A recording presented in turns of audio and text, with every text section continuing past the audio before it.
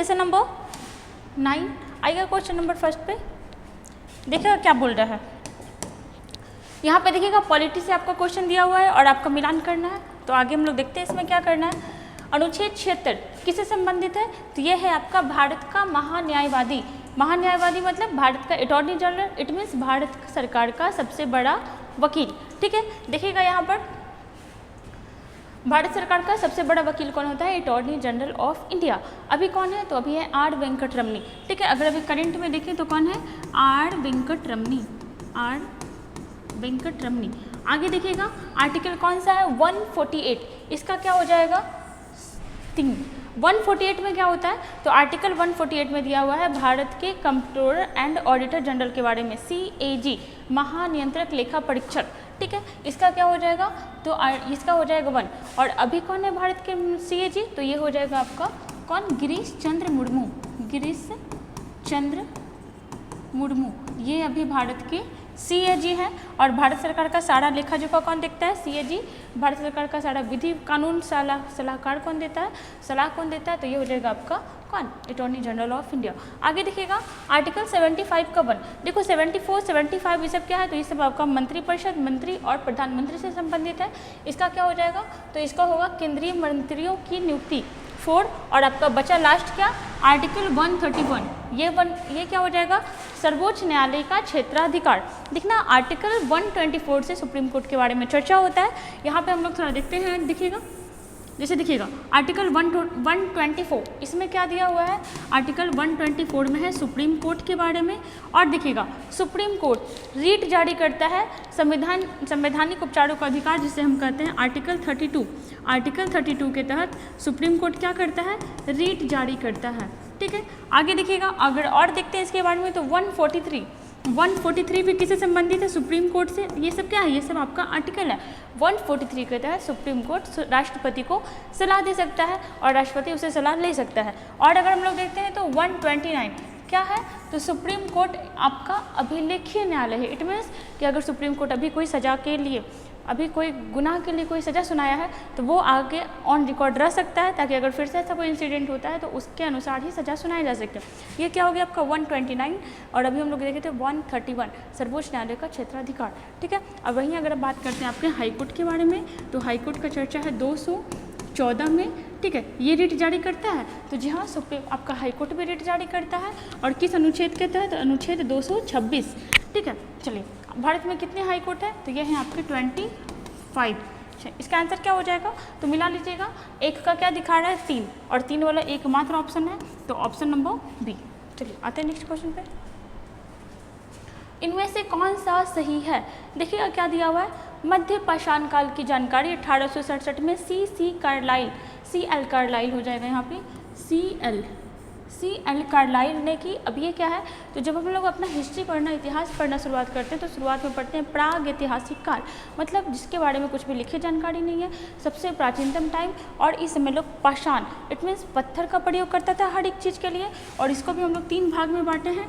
ठीक है, कौन कौन सा भाग? तो एक तो हो जाएगा आपका पूरा पाषाण काल। पूरा पाषाण काल मतलब यहाँ पे क्या? पूरी तरीके से पाषाण मतलब पूरी तरीके से पत्थर का ही प्रयोग होता था। दूसरा हो जाएगा आपका मध्य पाषाण काल। ठीक है, इसमें क्या हुआ था कि पत्थर का औजार थोड़ा सा छोटा होने लगा था, माइक्रोलिथिक युग। और यहाँ पे क्या हुआ था? नव पाषाण काल मतलब आदमी इसमें बहुत कुछ नया सीखा था। ठीक है, हम लोग यहाँ पे देखते हैं, इसके अकॉर्डिंग हम लोग का आंसर ऑटोमेटिक पता चल जाएगा। पूरा पाषाण काल के बारे में पहला बार साक्ष्य किसको मिला था? 1863 में रॉबर्ट ब्रूसफुट को। 1863 में रॉबर्ट ब्रूसफुट को। वहीं बात करते हैं अगर मध्य पाषाण काल के बारे में, तो इसकी जानकारी सर्वप्रथम किसको मिली थी या फिर इसके बारे में साक्ष्य किसको मिला था? 1867 में CL कार्लाइल को। ठीक है, CL कार्लाइल को। वहीं बात करते हैं नवपाषाण काल के बारे में, तो इसके बारे में दो चीज़ें रखिएगा। 1860 में किसको? 1860 में ली मेसेड्यूर को इसका पहला साक्ष्य मिला। लेकिन इसके बारे में अच्छे से पता कौन लगाया? 1865 में जॉन लुबॉक। कौन लगाया था? John Lubbock. इतना याद रखिएगा। यहाँ पे देखो यही बोल रहा था मध्य पाषाण काल की जानकारी 1867 में CL कार्लाइल। सही है। पूरा पाषाण काल की जानकारी 1863 में ब्रूसफुट ने दिया था। और इसको साक्ष्य कहाँ से मिला था? तो ये मिला था तमिलनाडु के पल्लवगढ़ से। तमिलनाडु के पल्लवगढ़ से हैंड एक्स मिला था। कुल्हाड़ी मिला था। आग का आविष्कार पूरा पाषाण काल में हुआ। जी हाँ, बिल्कुल सही है, आग का आविष्कार पूरा पाषाण काल में हुआ था। वही पहिया का आविष्कार नव पाषाण काल में हुआ, ये भी सही है। ठीक है, तो इसका आंसर क्या हो जाएगा? Option number A. थोड़ा सा यहाँ पे देख लीजिएगा, देखो आग का आविष्कार, आग के बारे में लोगों को पता चल गया था पूरा पाषाण काल में, बट यूज करने नहीं आया था। यूज करना कब शुरू हुआ था? नव पाषाण काल। और देखना नव पाषाण काल में बहुत कुछ हुआ था। जैसे देखिएगा, अगर बात करते हैं नव पाषाण काल में, तो इसमें सबसे पहले तो क्या हुआ? कृषि हुआ। ठीक है, आदमी को कृषि करने की जानकारी मिली कि जो पेड़ पौधा का सब्जी फल वो खा रहा है, वो खुद भी उसको उगा सकता है। और उस तरह से क्या हुआ? इसको कृषि करने आया। जैसे ही लोग कृषि करने लगा तो उस वजह से क्या हुआ? अस्थाई जीवन शुरू हो गया। पहले लोग क्या था? घुमंतु टाइप का, खाना बदोश टाइप का रहता था। अस्थाई जीवन हुआ। उसके बाद फिर जब कृषि होने लगा तो लोग को सामान रखने के लिए बर्तन का जरूरत पड़ने लगा, तो क्या बनाया? मृद भांड बनाया। ठीक है, उसके बाद जब कृषि बहुत ज़्यादा हुआ, सामान बहुत ज़्यादा होने लगा, तो उसको बेचने के लिए उसको पहिया का आविष्कार किया। और फिर जब गाड़ी बनाया, पहिया गाड़ी, तो लोग उसको उस पर रख के बाहर ले जाता था। उसके बाद क्या हुआ? कपड़ा पहनना भी इसी काल में शुरू किया, घर बनाना भी इसी काल में शुरू किया। ठीक है, ऐसे तो ये पूरा चैप्टर है, थोड़ा बहुत हम लोग यहाँ पे देख लिए। ये सब कुछ हुआ था आपका किस में? नव पाषाण काल में। और एक इम्पॉर्टेंट चीज़, आग का यूज, आग का यूज किस टाइम पीरियड में हुआ? तो ये हुआ आपका नव पाषाण काल में। इसका आंसर क्या हो जाएगा? ऑप्शन नंबर ई, ऑल। चलिए आते हैं नेक्स्ट क्वेश्चन पे। देखिएगा, क्वेश्चन नंबर 3, भारत की संविधान सभा ने राष्ट्रीय ध्वज को सर्वप्रथम कब स्वीकार किया? हमारा राष्ट्रीय ध्वज क्या कहलाता है? तिरंगा, जो 3 कलर का है। ठीक है, हमारा राष्ट्रीय ध्वज तिरंगा कितने कलर का है? ये आपका 3 कलर का है। कौन कौन सा? Orange, white and green. ठीक है, उसमें जो चक्र है नीला कलर का, और चक्र में कितनी तीलियां हैं? 24। इट मीन्स कि वो हमें क्या बताता है कि हमें 24 आवर्स काम करना चाहिए, हमेशा आगे बढ़ते रहना चाहिए, वो चीज़ प्रेरित करता है। अगर हम बात करें, इसका आंसर क्या हो जाएगा? तो होगा आपका 22 जुलाई 1947। कब? 22 जुलाई 1947 को हमारा जो राष्ट्रीय ध्वज है उसका लंबाई और चौड़ाई कितना है? एक क्वेश्चन आता है, लंबाई और चौड़ाई का रेशियो ये हो जाएगा आपका 3:2। ठीक है, जो राष्ट्रीय ध्वज था इसका डिजाइन कौन तैयार किया था? तो डिजाइन तैयार किया था कौन? याद रखिएगा नाम, पिंगली वेंकैया। कौन? पिंगली वेंकैया द्वारा। और हम लोग इसमें क्या देख सकते हैं? भारत का राष्ट्रीय ध्वज सर्वप्रथम कब फहराया गया था? 1906 में। कब फहराया गया था? 1906। और कहाँ? तो ये फहराया गया था कलकत्ता में। लेकिन इससे भी ज़्यादा फेमस है 1907 वाला। ठीक है, 1907 में कौन? तो मैडम भीखा जी कामा द्वारा भारत का राष्ट्रीय ध्वज कहाँ फहराया गया था? जर्मनी के स्टुटगार्ड में। जर्मनी के स्टुटगार्ड में। ठीक है, इस चीज़ को भी याद रखिएगा। और हम लोग क्या देख सकते हैं? ठीक है, इसका आंसर क्या होगा? 22 जुलाई 1947, मतलब संविधान सभा द्वारा जब भारत का संविधान बन रहा था। इसका आंसर हो जाएगा आपका 22 जुलाई 1947। 15 अगस्त 1947 क्या हुआ था? हमें आज़ादी मिली थी किससे? अंग्रेजों से। चलिए आइएगा आगे क्वेश्चन। एक चीज़ और देखिएगा, आपका भारतीय झंडा संहिता ये आया था कब? ये आपका 2002 में आया था। और इसके अकॉर्डिंग क्या हुआ? तो हर लोग, मतलब कोई भी इंसान जो भारतीय है, अपने घर में, अपने ऑफिस में झंडा लगा सकता है, किसी भी समय लगा सकता है। पहले क्या था? पहले नहीं कोई लगा सकता था, सिर्फ आपका ऑफिशियल जगह पे लगता था। लेकिन अब क्या है कि हर एक आम आदमी झंडा अपने देश में, अपने घर में क्या फहरा सकता है। चलिए आगे आते हैं। क्वेश्चन नंबर 4 देखिएगा, गदर पार्टी का मुख्यालय क्या था? सबसे पहले गदर क्या है? एक मूवी भी आ रहा है गदर 2 अभी। गदर का मतलब होता है विद्रोह। ठीक है, गदर का मतलब भी क्या होता है? ये होता है विद्रोह। इंपॉर्टेंट है क्वेश्चन। कहाँ हुआ था? तो इसका आंसर हो जाएगा सैन फ्रांसिस्को। क्या होगा? सैन फ्रांसिस्को, जो कहाँ स्थित है? यह है आपका यूएसए में। देखो, हम लोग को आज़ादी इतना आसानी से नहीं मिल गया था जितना आसानी से बता दिया जाता है। लोग भारत में तो रह के आंदोलन कर ही रहे थे, अदर कंट्री में भी रह के आंदोलन कर रहे थे। गदर पार्टी क्यों बनाया गया था? अंग्रेजों से या फिर जो भी हमें गुलाम बनाया हुआ था उससे हमें आज़ादी पाने के लिए। कब बनाया गया था? तो ये बनाया गया था 1913 में। और अगर देखते हैं किसके द्वारा बनाया गया था, तो जिसमें दो इम्पॉर्टेंट नाम है, सोहन सिंह भाकना और लाला हरदयाल। ठीक है, लाला हरदयाल, ये दोनों मुख्य थे। और देखिएगा, गदर नाम का पत्रिका भी निकाला जाता था। गदर नाम का पत्रिका भी निकाला जाता था। किस लैंग्वेज में निकाला जाता था? तो उर्दू लैंग्वेज में भी निकाला जाता था। सोहन सिंह भाखना और आपका लाला हरदयाल क्या थे? तो इसके मेंबर थे और बहुत इसके इम्पोर्टेंट सदस्य थे।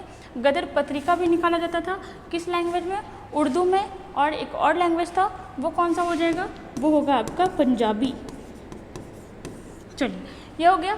कलकत्ता में देख सकते हैं तो क्या कलकत्ता में क्या बनाया था? यहाँ पे देखिएगा। अभी अगर कलकत्ता के बारे में बात करते हैं करंट से, यहाँ की सीएम कौन है? ममता बनर्जी। गवर्नर कौन है? सीवी आनंद बोस।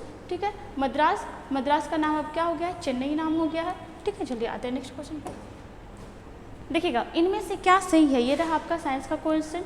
इंजाइम 60 डिग्री सेल्सियस पर नष्ट हो जाता है, बिल्कुल सही है आपका। नेक्स्ट में आइएगा, साबुन को जल में घोलने पर पृष्ठ तनाव क्या बढ़ता है? नहीं, क्या होगा? घटता है। यहाँ पे ये गलत है आपका। साबुन को जब हम जल में घोलते हैं तो सरफेस टेंशन क्या होता है? घट जाता है। चलती गाड़ी में बैठे आदमी की गतिज ऊर्जा क्या होती है? बढ़ती है। ठीक है, गतिज मतलब जो आदमी अस्थिर में बैठा हुआ है वो भी अपने आप में गतिज ऊर्जा में रहता है। आगे देखिएगा, ध्वनि जो है आपका कैसा तरंग है? तो ये है आपका अनुदैर्घ्य तरंग। ध्वनि कैसा तरंग है? अनुदैर्घ्य तरंग।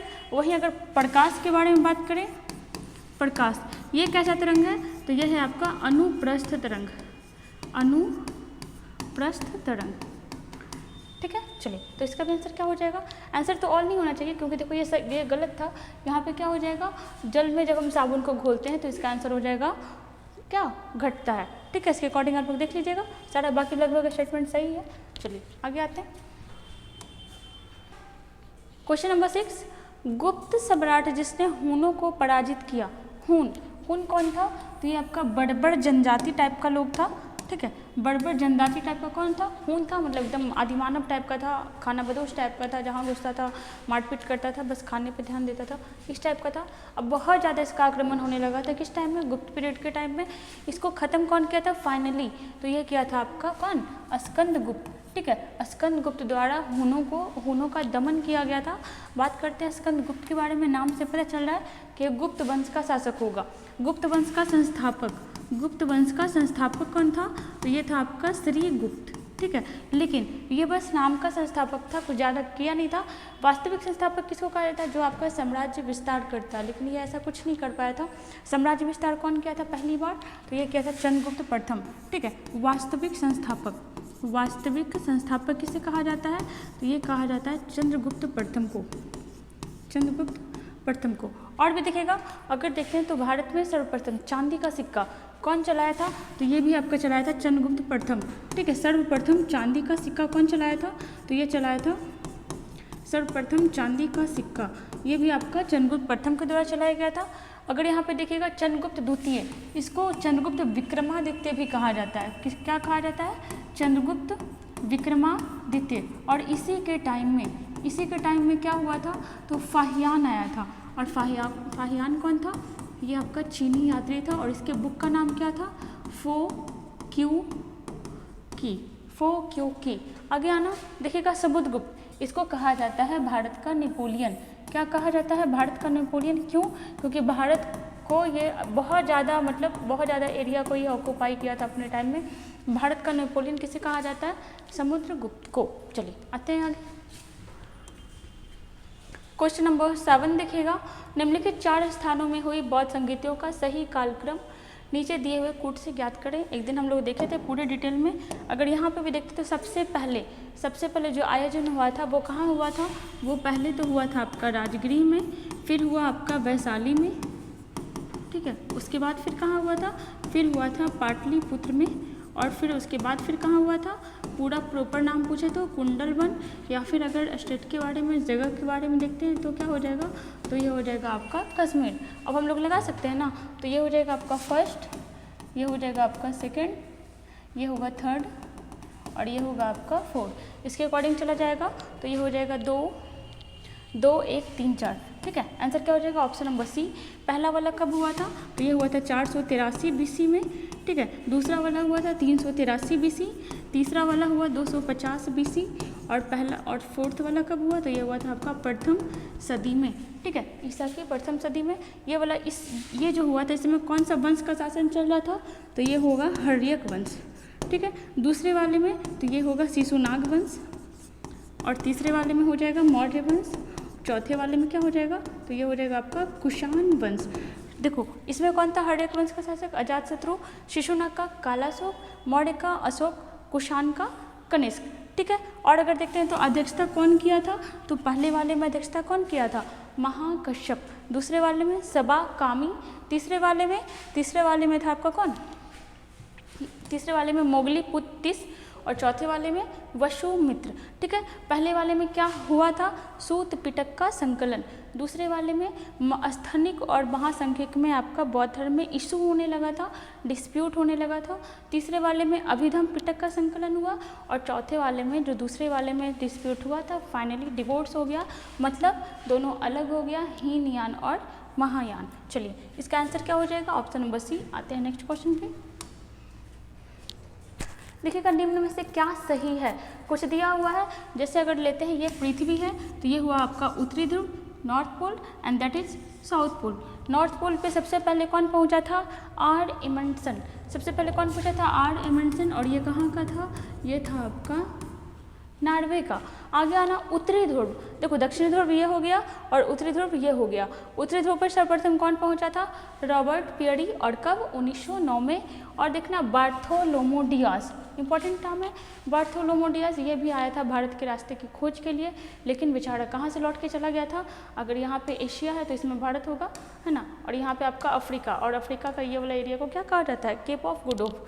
बार्थोलोमो डियास यहाँ तक आया लेकिन फिर लौट के चला गया, उसको भारत का या फिर एशिया का रास्ता का पता नहीं चल पाया था। Bartholomew Dias Cape of Good Hope का रास्ता का खोज किया था, इस प्रॉपर एरिया को नाम दिया और फिर चला गया, कब, 1988 में। और देखिएगा बात करते हैं केपलर, तो देखिएगा ग्रहों के गति नियम ये कब आया था, तो ये हुआ था आपका 1600 ईस्वी में, किसके द्वारा, केपलर के द्वारा। आंसर क्या हो जाएगा आपका ई। आइएगा आगे देखिएगा कलिंग नरेश खारवेल, इंपॉर्टेंट नाम, कलिंग नरेश खारवेल का संबंध है, इनका तो सबसे ज़्यादा एक अभिलेख चर्चा में रहता है, कौन सा, तो ये देखिएगा हाथी गुम्फा अभिलेख, कौन सा अभिलेख, हाथी गुम्फा अभिलेख, जिसमें पहली बार भारत का नाम भारतवर्ष मिला था।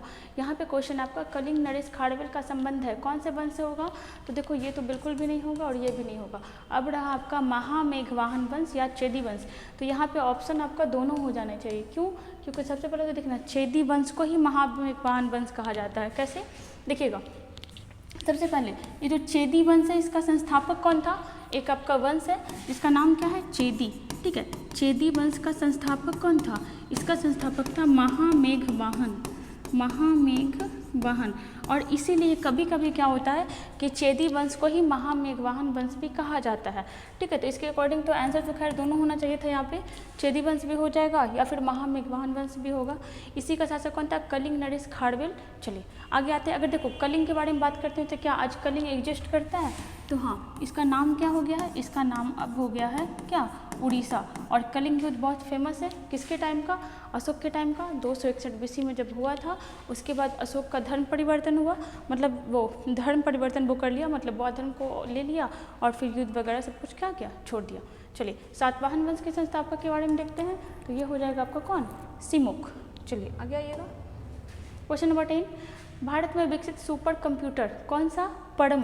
भारत में विकसित परम सुपर कंप्यूटर का विकास किस संस्था ने किया है, तो ये हो जाएगा आपका सीडैक, ठीक है, सीडैक। और सीडैक का स्थित कहाँ है, तो ये हो जाएगा कहाँ, ये होगा आपका पुणे में। सुपर कंप्यूटर तो देखना अभी जो आपका सुपर कंप्यूटर करंट का बात करते हैं तो अभी कौन सा सुपर कंप्यूटर है, किस देश का है, तो ये हो जाएगा USA। सबसे ज़्यादा पावरफुल सुपर कंप्यूटर अभी USA के पास है और उसका नाम क्या है, उसका नाम है फ्रंटियर, फ्रंटियर। वहीं बात करते हैं सेकंड नंबर का पावरफुल, तो ये है आपका जापान के पास। देखिएगा कुछ दिन पहले क्या था ना कि जापान का ही सुपर कंप्यूटर पूरे दुनिया में सबसे तेज सुपर कंप्यूटर था, लेकिन फ्रंटियर के आने के बाद ये क्या हो गया, सेकंड नंबर का हो गया। और इसका कौन सा है, तो इसका है फुगाकू, फुगाकू। वहीं थर्ड नंबर पे देखते हैं, तो थर्ड नंबर पे है आपका फिनलैंड का, कहाँ का, फिनलैंड का। और नाम क्या है, नाम है आपका लूमी। हमारे भारत के बारे में देखते हैं तो हमारा कोई सुपर कंप्यूटर है, तो हाँ है क्या, परम सिद्धि, अभी करंट में परम सिद्धि है। भारत का पहला सुपर कंप्यूटर कौन सा था, पहला, तो पहला था परम 8000, परम 8000। भारत में सुपर कंप्यूटर का पितामह किसे कहा जाता है, फादर ऑफ सुपर कंप्यूटर, तो ये हो जाएगा डॉक्टर विजय भटकर, डॉक्टर विजय भटकर। ठीक है, इसका आंसर क्या होगा, ऑप्शन नंबर ए। आते हैं नेक्स्ट क्वेश्चन पे।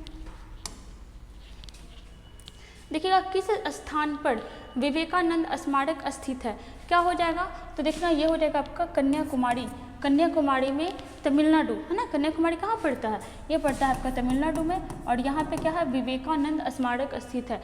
विवेकानंद क्या, तो देखिएगा थोड़ा इनके बारे में देखते हैं। इनका मूल नाम क्या था, नरेंद्र नाथ दत्त, नरेंद्र नाथ दत्त। इनका जन्म कब हुआ था, तो डेट याद रखिएगा 12 जनवरी, और इस दिन क्या मनाया जाता है, युवा दिवस। ठीक है, और इन्होंने 1893 में शिकागो, कहाँ पड़ता है, शिकागो में ये क्या किए थे, तो ये आपका भाषण दिए थे, और इनका ये भाषण बहुत ज़्यादा फेमस रहा था 1893 में। और किस धर्म का प्रचार किए थे, तो सनातन धर्म का, सनातन धर्म का। ठीक है, इन्होंने और क्या किया था, तो इनके गुरु का नाम क्या था, रामकृष्ण परमहंस, और इन्हीं के नाम पे एक मिशन स्टार्ट किए थे, रामकृष्ण मिशन, रामकृष्ण मिशन। किसके द्वारा स्टार्ट किया गया था, विवेकानंद के द्वारा, और इनका बहुत ही कम उम्र में क्या हुआ था, मृत्यु हो गया था। अगर पौंडीचेरी के बारे में बात करते हैं, देखना ये जो आपका फ्रांसीसी के कब्जे में था, हम लोग बताए ना कि हम लोग आपके सिर्फ अंग्रेज ही नहीं, पुर्तगाल, फ्रांसीसी सबके अंडर में थे, और पौंडीचेरी जो है आपका फ्रांसीसी के अंडर में था। 1954 में हम लोग इससे आज़ाद हुए थे। पौंडीचेरी आपका एक अलग, मतलब एक ऐसा यूटी है जो अलग अलग स्टेट में फैला हुआ है। कहाँ कहाँ है, तमिलनाडु, केरल, आंध्र प्रदेश। कहाँ कहाँ, तो यह है आपका तमिलनाडु में, दूसरा केरल में, और तीसरा कहाँ है, तो यह है आपका आंध्र प्रदेश में। ठीक है, चलिए आते हैं नेक्स्ट क्वेश्चन पे। देखिएगा क्वेश्चन नंबर 12, निम्न में से क्या सही है। देखिएगा प्रकाश आँख में कॉर्निया से प्रवेश करता है, सही बात है, कॉर्निया से ही प्रवेश करता है। और इसीलिए क्या होता है कि जब हम अंधेरे में होते हैं तो हमारे कॉर्निया का शेप छोटा हो जाता है, और जब सडनली धूप में जाते हैं तो अंधेरा दिखता है। जब धूप में होते हैं तो कॉर्निया का शेप छोटा हो जाता है, क्यों, क्योंकि कम से कम प्रकाश आँख में जाए, आँख को हार्म नहीं पहुँचे। और जब अंधेरे रूम में अचानक से आते हैं तो क्या होता है, कॉर्निया का साइज छोटा हो गया होता है, तो हमें अंधेरे रूम में क्या होता है, अंधेरा दिखने लगता है। ठीक है, तो ये तो आपका सही है। नेक्स्ट आइएगा ग्लूकोज। ग्लूकोज में कार्बन के 6 अणु होते हैं। देखो कुछ भी पूछ सकता है, C6H12O6 क्या हुआ, तो ये हुआ आपका ग्लूकोज। ठीक है, देखो कार्बन का कितना अणु है, 6, हाइड्रोजन का 12, और ऑक्सीजन का, तो ये हो जाएगा 6। ग्लूकोज में कार्बन का 6 अणु है, सही है। आगे देखना आयोडीन उधर्वपातन की प्रक्रिया से गुजरता है। उधर्वपातन क्या हुआ, कोई भी ठोस चीज़, ठीक है, जो द्रव में ना बदले सीधा गैस के रूप में बदल जाए, कोई भी ठोस चीज़ जो सीधा गैस के रूप में बदल जाए उस प्रक्रिया को क्या कहेंगे, उधर्वपातन। जैसे आप लोग देखिएगा अगर कपूर को खुला छोड़ दीजिएगा तो वो गायब हो जाएगा, गायब नहीं हुआ, वो गैस फॉर्म में क्या हुआ, उड़ गया, वो क्या कहलाता है, उधर्वपातन। तो आयोडीन के साथ यहाँ पे और भी क्या हो सकता है, कपूर भी तो हो सकता है ना, नैफ्थलीन भी हो सकता है। आगे आइएगा तो वो क्या है आपका, बिल्कुल सही है। आगे देखना पाश्चुरीकरण, ठीक है, पाश्चुरीकरण जो होता है आपका 70 डिग्री सेल्सियस पर 15 से 30 डिग्री सेकेंड तक गर्म किया जाता है, और गर्म करके तुरंत में क्या कर दिया जाता है, ठंडा भी कर दिया जाता है, गर्म करके जल्दी से ठंडा। ठीक है, ये क्या होता है आपका पाश्चुराइजेशन। अब ये क्या होता है, तो देखो इससे क्या होता है ना कि दूध पूरी तरह से शुद्ध हो जाता है, उसमें एक भी बैक्टीरिया नहीं होता है। आप देखना पैकेट वाला दूध जब आप खरीदते होगे तो उस पर लिखा हुआ रहता है कि पाश्चुराइजेशन इसका हो गया है। इसमें क्या होता है कि मैक्सिमम डिग्री सेल्सियस पे दूध को गर्म करो, ठीक है, बहुत ज़्यादा सेल्सियस पे। और यह देखना ये डेटा आपको कुछ कुछ थोड़ा बहुत आगे पीछे मिल सकता है कहीं भी। 15 से 30 सेकेंड तक गर्म करना होता है और उसको फिर सडनली ठंडा कर दिया जाता है, उसी को बोलते हैं पाश्चुराइज्ड मिल्क। ठीक है, आंसर क्या हो जाएगा, ऑप्शन नंबर ई ऑल। आते हैं आगे, देखिएगा बॉम्बे जो अब क्या बन चुका है, मुंबई। बॉम्बे में गेटवे ऑफ इंडिया की आधारशिला किस वर्ष रखी गई थी, किस वर्ष रखी गई थी, 1905 में। गेटवे ऑफ इंडिया कहाँ है, मुंबई। वही बात करते हैं इंडिया गेट, तो ये है आपका दिल्ली में, ठीक है, इंडिया गेट ये कहाँ है, ये है आपका दिल्ली। ठीक है, अब देखना यहाँ पे क्यों रखा गया था, तो 1905 में देखो नींव रखा गया था। दूसरा क्यों, तो 1911 में कोई आने वाले थे, कौन आने वाले थे, जॉर्ज पंचम, ठीक है, ब्रिटिश के राजकुमार जॉर्ज पंचम और महारानी मैरी, उन्हीं के स्वागत के लिए बनाया गया था। कब बनाया गया था? देखो आधा बनाना इसी समय से शुरू हो गया था, क्योंकि पता था कि 1911 में वो आने वाले हैं, वो आए, लेकिन उस समय तक बन नहीं पाया था। फाइनली बना था कब? 1924 में, ठीक है, बना था कब? 1924 में। 1911 में नहीं बन पाया था, आधारशिला 1905 में रखा था। किसके लिए बनाया गया था? तो वही जॉर्ज पंचम महारानी मैरी के लिए, ठीक है। वहीं बात करते हैं इंडिया गेट, ये कहाँ है? ये है आपका दिल्ली में। और अगर इसके बारे में देखें किस लिए बनवाया गया, तो फर्स्ट वर्ल्ड वॉर में जो भी सैनिक शहीद हुए थे उनके याद में क्या बनाया गया? इंडिया गेट, ठीक है। इसका आंसर क्या हो जाएगा? 1905। देखो कुछ कनेक्ट कर सकते हैं क्या? 1913 गदर पार्टी का स्थापना हुआ था। 1920 असहयोग आंदोलन स्टार्ट हुआ था। 1915 क्या? गांधी जी भारत आए थे। 1905 में और भी क्या हुआ था? बंगाल विभाजन हुआ था। आगे आइएगा, निम्नोक्त पुरस्कारों में से किसे यूनेस्को द्वारा प्रारंभ किया गया है? यूनेस्को के बारे में देखें तो स्थापना 1945, मुख्यालय पेरिस, अध्यक्ष आंद्रे जोले, भारत शामिल हुआ 1964 में। यहाँ पे आइएगा, यूनेस्को में भारत का कितना साइट है? तो ये है आपका 32, 7, 1 है आपका मिक्स वाला, 7 है आपका नेचुरल और 32 है आपका मानव निर्मित, ठीक है। चलो यहाँ पर देखना कौन सा पुरस्कार, तो ये हो जाएगा आपका कलिंग पुरस्कार। कब स्टार्ट किया गया? 1952 में। वहीं देखना नेहरू पुरस्कार किस लिए जाता है, किस लिए दिया जाता है? अंतर्राष्ट्रीय समझ के लिए। कब स्टार्ट हुआ? 1965 में। 1965 में। अर्जुन पुरस्कार अच्छे खेल के लिए, तो ये हो जाएगा आपका 1961 में, ठीक है। नोबेल पुरस्कार 1901 में। 1901 में। इसका आंसर क्या हो जाएगा? Option number B. चलिए आइएगा आगे, देखिएगा निर्वाचन आयोग को 3 सदस्यीय आयोग किस वर्ष बनाया गया? निर्वाचन आयोग चुनाव आयोग से संबंधित है और पहले ये 1 मेंबर पार्टी था। अब क्या हुआ? ये 3 मेंबर बन गया। और कब बनाया गया? 1989 में। निर्वाचन आयोग इसका स्थापना कब हुआ था? तो ये हुआ था आपका 25 जनवरी 1950 को, ठीक है। 25 जनवरी 1950 को हुआ इसका स्थापना। और ये कितने निर्वाचन आयोग का जो चर्चा है हमारे संविधान में भी है, भाग हो जाएगा आपका 15, ठीक है। अनुच्छेद हो जाएगा, अनुच्छेद को कितना होगा? 324 से 329, 324 से 329। अगर अभी देखते हैं कि मुख्य निर्वाचन आयुक्त कौन है अभी, तो ये हो जाएंगे राजीव कुमार। मुख्य निर्वाचन आयुक्त तो ये हो जाएंगे राजीव कुमार। और 2 और है, क्योंकि अब तो 3 सदस्य हो गया ना, 2 और है। एक है आपके अरुण गोयल और एक है आपके अनूप चंद्र करके, अनूप चंद्र, ठीक है। एक है आपके अरुण गोयल और एक है आपके अरुण चंद्र। इसका स्थापना 3 सदस्यीय कब बनाया गया? 1989 में। और आपका जितना भी चुनाव होता है राज्य सरकार का, केंद्र सरकार का, कौन करवाता है? तो ये करवाता है आपका निर्वाचन आयोग, ठीक है। चलिए आते हैं आगे, देखिएगा CO2 कार्बन डाइऑक्साइड, ठीक है, उत्तरदायी है किस चीज़ के लिए? ग्लोबल वार्मिंग के लिए। तो बिल्कुल ही सही है, ग्लोबल वार्मिंग में मैक्सिमम योगदान किसका है? CO2 का है। आग बुझाने के लिए ये भी सही है, अगर कहीं आग लगता है तो आग बुझाने में आपका CO2 का ही प्रयोग होता है।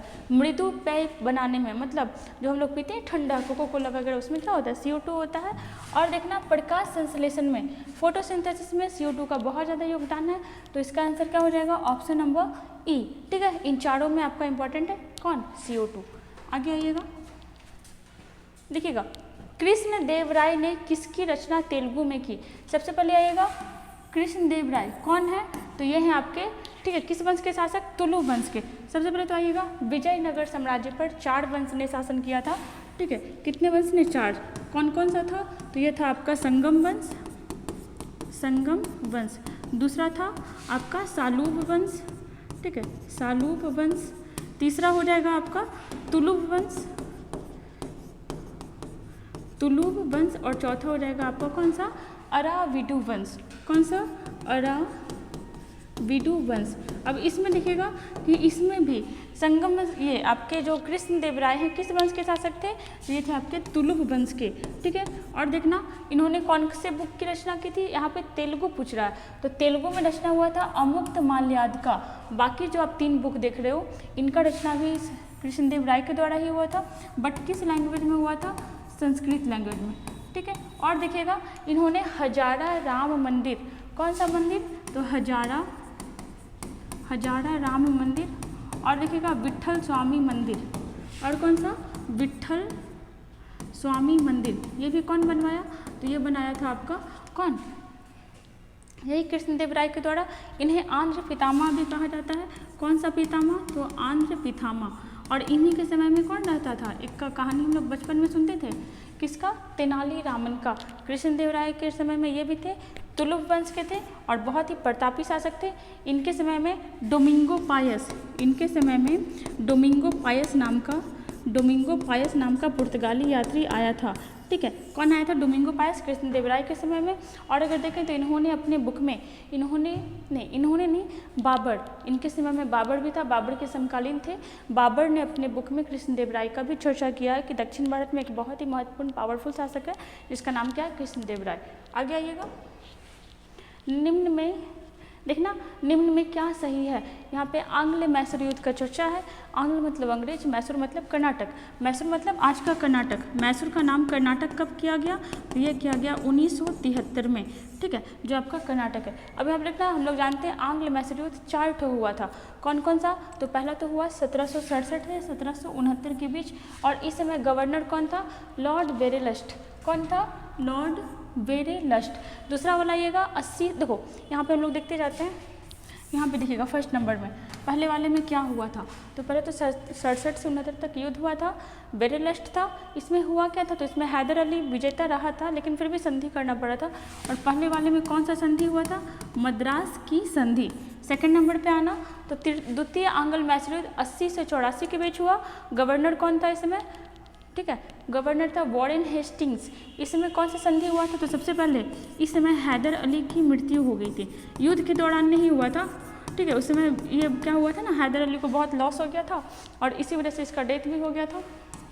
लेकिन कौन सा संधि हुआ था, संधि आपसे पूछेगा तो ये हो जाएगा आपका मैंगलोर की संधि।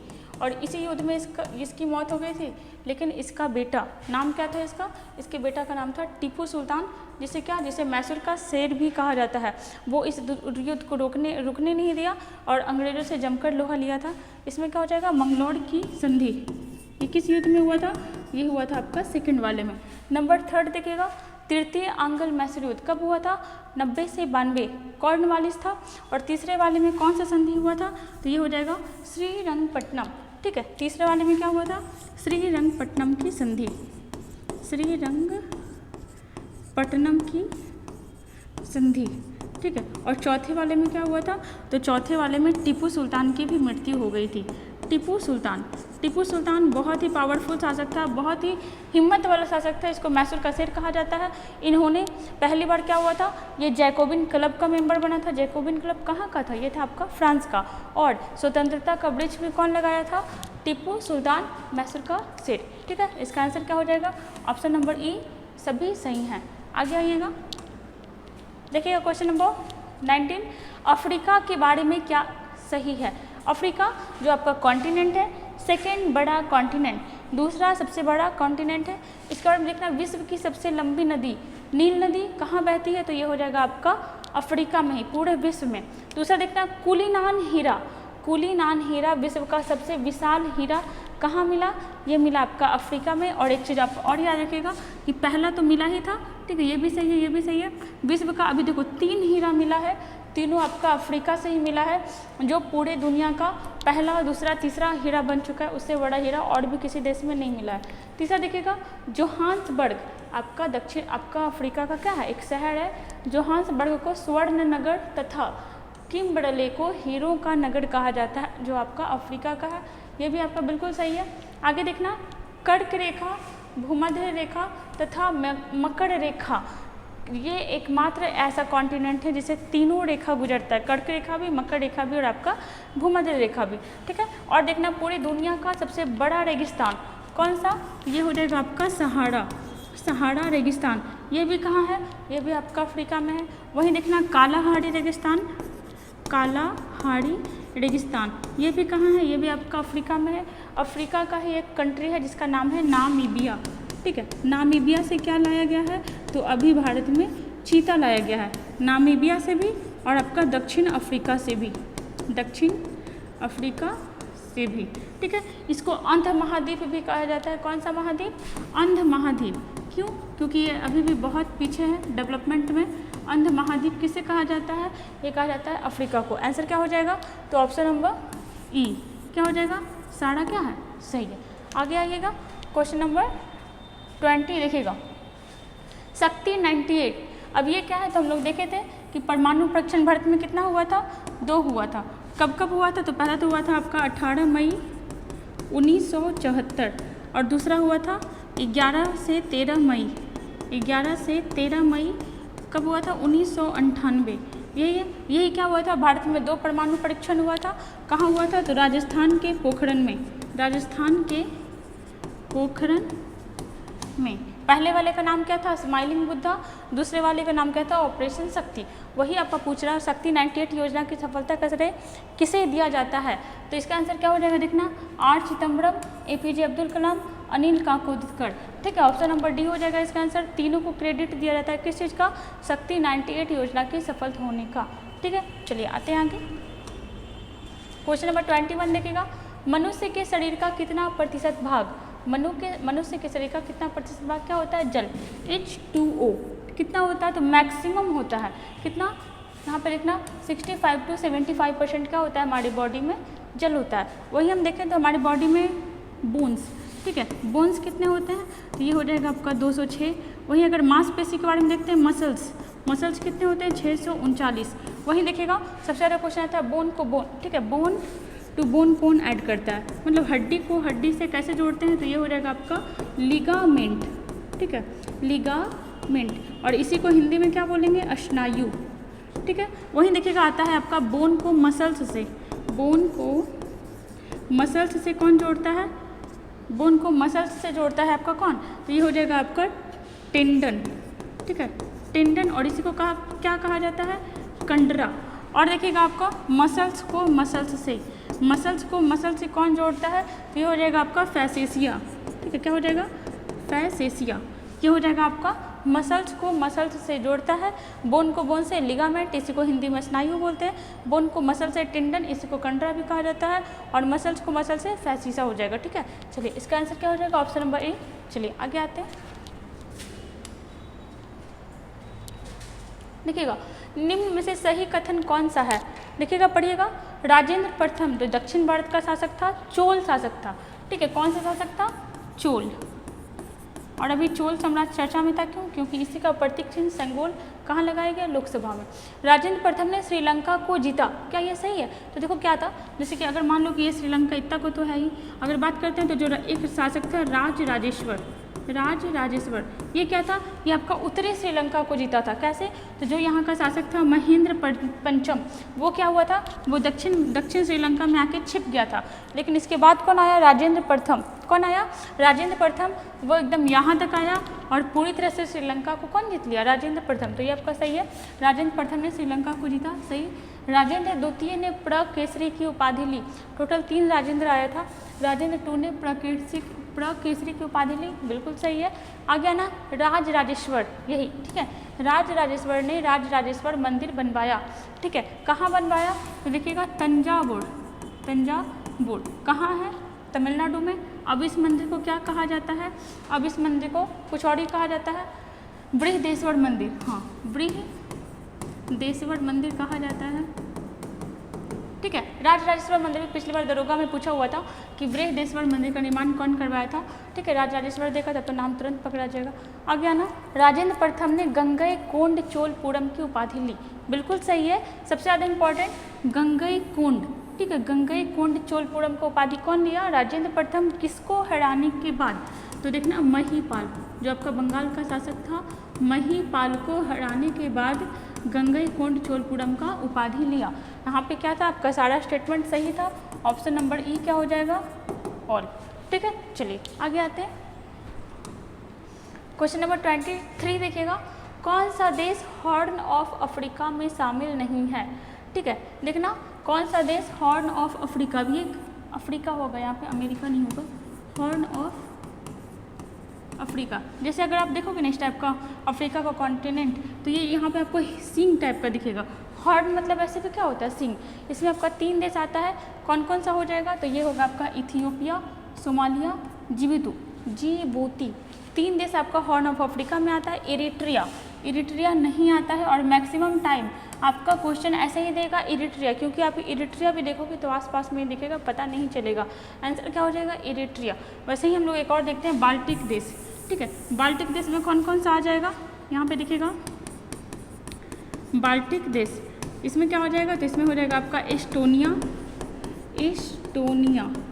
ठीक है, लातविया और देखिएगा लिथुआनिया।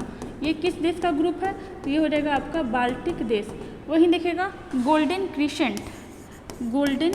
देखो ये होता है ना भारत में, जो भी आज ये कभी कभी देखते हो, अभी कुछ दिन पहले बहुत चर्चा में रहा था, ये अफीम वगैरह, गांजा और वो पता नहीं क्या क्या होता है, वो नशा करने वाला जो भी चीज़ होता है, वो सब भारत में आता कहाँ से? तो यही 2 एरिया से आता है। कौन कौन सा? तो गोल्डन क्रिसेंट से आता है और एक आता है आपका गोल्डन ट्रायंगल से। गोल्डन ट्रायंगल वो सब नहीं होता है नशा करने वाला, वो सूंघने वाला, पता नहीं क्या उसको बोलते हैं, इसकी पूरा दिमाग से नाम। गोल्डन क्रिसेंट और गोल्डन ट्रायंगल किस देश के ग्रुप को कहा जाता है? देखना, क्रिसेंट वाला इस टाइप का है। और ये कौन सा देश कहलाता है? तो सबसे पहले तो आना ईरान, पाकिस्तान और आपका अफगानिस्तान, ठीक है। ये आपका गोल्डन क्रिसेंट में आता है। और किस लिए फेमस है गोल्डन क्रिसेंट? तो अफीम के उत्पादन के लिए, मतलब जितना नशा वाला चीज़ है उसका उत्पादन होता है इसी तीनों देश में, और ये गोल्डन क्रिसेंट का हिस्सा है।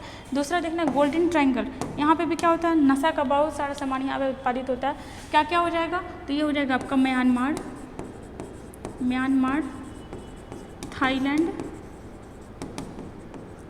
और हो जाएगा आपका कौन सा? लाओस, ठीक है। चलिए याद रखिएगा। आते हैं आगे, क्वेश्चन नंबर 24। मुंगेर के बड़हिया ताल विद्रोह का क्या उद्देश्य था? आया हुआ क्वेश्चन है और इम्पॉर्टेंट है। तो ये हो जाएगा आपका क्या? बकास्त भूमि की वापस की मांग, ठीक है। आप एकदम ऐसे याद रखना कि एक बकास्त भूमि था, उसके मांग के लिए क्या हुआ था? तो ये विद्रोह हुआ था, कौन सा? तो बड़हिया ताल विद्रोह। कहाँ हुआ था? ये हुआ था आपका मुंगेर में। और अगर देखते हैं तो देखना अगर मुस्लिम लीग के बारे में बोलते हैं, मुस्लिम लीग का स्थापना कब हुआ था? 1906 में। इसी समय क्यों हुआ? क्योंकि इसके पहले 1905 में क्या हुआ था? बंगाल विभाजन, ठीक है। बंगाल विभाजन कब हुआ था? 1905 में, ठीक है। मुस्लिम लीग का स्थापना हो गया था 1906 में। कहाँ हुआ था? ढाका में हुआ था, ठीक है। चलिए आगे आते हैं, क्वेश्चन नंबर 25। किस राज्य के मना मदुराई मिट्टी के बर्तनों को GI टैग मिला है? हाल ही में मिला था। और कहाँ के बर्तन को मिला था? तमिलनाडु के बारे में बात करते हैं। तो यहाँ का कैपिटल क्या हो जाएगा? चेन्नई। CM कौन होंगे? MK Stalin. गवर्नर कौन होंगे? RN रवि। और देखिएगा तमिलनाडु में भी पुडुचेरी का कुछ हिस्सा है। बिहार के बारे में बात करते हैं तो बिहार का जर्दालू आम को GI टैग मिला। यूपी का लंगड़ा आम को GI टैग मिला।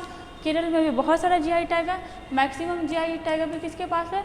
तमिलनाडु के पास है GI tag. What is GI tag? तो देखना, जियोग्राफिकल